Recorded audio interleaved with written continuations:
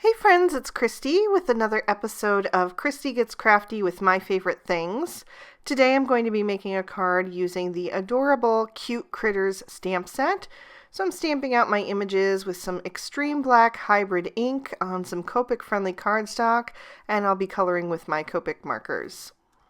There's also an adorable cat and dog in this stamp set, but I chose to use the bunny today because I am so ready for spring. Here in northwestern PA, we still have snow on the ground, but I am just really looking forward to, the weather getting nicer and the bunnies and the birds in the backyard and all of that. So I'm starting with my bunny today, and for her I'm using W00, W1, W3, and W5. I used the W5 first to lay in some shadows, and then I'm going to blend that out with the W3. I'm sticking pretty close to the edges of my image with those darker colors because I don't want it to get too dark. I just want there to be some really nice contrast in my coloring. So then I'm going to come in with that W1 and begin to pull out that W3 a little bit more, pull that towards the center of the image. And then once I have all of that, I'm going to fill in the rest of the area with that really pale W00. I typically prefer to use warm grays for critters and my cool grays for inanimate objects. So I just feel like the warm grays bring them a little bit more to life. While I have those markers out, I'm also going to color in my birdhouse off camera, and I'm using the warm grays for that since the tree that the wood was made from was previously a live object. And I added a little wood grain texture in there too, just to give it a little more interest. And then I'm moving on to the rest of my bunny, and for her muzzle and belly and tail, I'm just using the W1 and then the W00 and letting that fade off into the white. I wanted to have some bright springtime colors on this card, so I'm using the RV02 and RV00 to color in the bunny's nose and ears. And then I'm going to use the RV02, RV04, and RV06 for the butterfly and the flower over the bunny's ear and the bow on the turtle's head. And you can see if you look close, I had a little bit of an ink splot on the flower of the bunny's ear, but it was no problem. I just let that dry completely, and then I went back in with my colorless blender, pushed that color out of the way, and colored back over it with the W's again. For my turtle, I'm using G02, G03, and G05. I also had out the G00, but I didn't end up needing it. I'm starting with the G05 and coloring in a little bit of shading on her face and on the lower part of her body beneath the shell and the backs of her legs. And then I'm blending that out with the G03 and then filling in the rest with the G02. I wanted there to be some definition between her shell and her body, so I decided to add in the G19, which is just a little bit darker than the G05. So I added a little bit of shading with that, and then I'm blending with the G05, and I'm kind of blending up towards the top left. So then I'm going to take the G03 and fill in almost all that remains, and then use that G02 as the highlighted shade. And then to bump up the contrast just a little bit more, I went back in with a second layer of that G19. I used those same shades to color in the roof of my birdhouse, and then for the turtle spots, I used YG01 and YG05. I started with the YG05 and then blended up to the top left with the YG01 and used those for her feet as well, and the center of the little bunny's flower.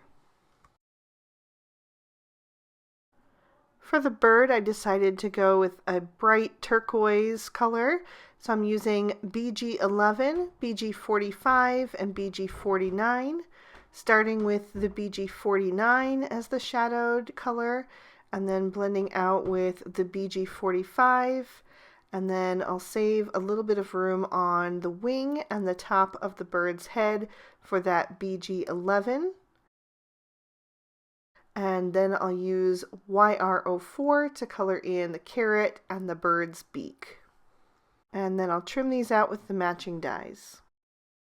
I trimmed down a piece of sour apple cardstock with the Grassy Hills Die-namics, and I'm stamping my sentiment down in the bottom right corner. It says, "Tweeting you a sweet hello."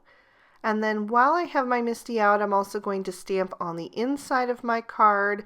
I just like to finish off my cards that way. I think it brings a little bit of the outside to the inside. And that card base is made out of snow cone cardstock, and it is a standard A2 size card. I'm stamping out a little snail mail with a lot of love, and then the little snail with the hearts. From an extra piece of snow cone cardstock, I die cut the A2 rectangle frames, and this is using the largest die in that set. And I'm going to adhere that to the top of my card base. That is going to help me line up everything inside it nicely. Then I can grab that grassy border that I stamped my sentiment on, and it's going to fit perfectly down into place within that frame.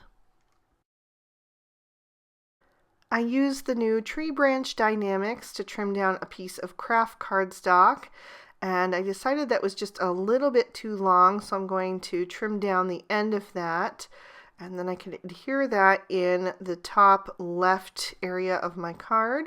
So that's going to go almost all the way across, but not quite touching the other side of the frame, and it's going to balance out that sentiment that's shifted over to the bottom right. And then the little bird will go up on the branch to go along with that sentiment with the little tweeting hello. And then I'll hang the birdhouse from the branch. I'm going to add my bunny down towards the center on the grassy hill there, since she's kind of the focal image. And then I will add the butterfly kind of coming up from the lower left towards the tree branch. I just took my scissors to pop out the little inside parts of that die. And then I can add that on. So it's going to add a really nice bright pop of color that will tie into the flower that's tucked behind the bunny's ear, and also the little bow that's on the turtle's head.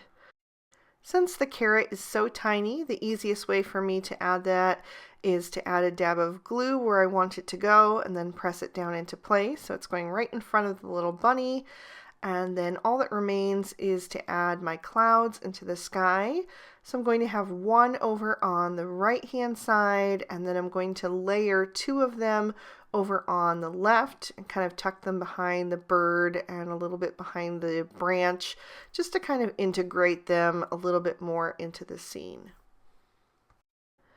The tree branch die also comes with a series of different size leaves, so I trim those out of the sour apple cardstock, and just like with the carrot, I'm going to add my dabs of glue where I want them to go, and then just adhere the leaf right over top.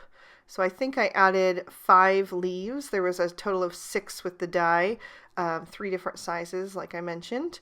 So I added 1 large and 2 medium and 2 small.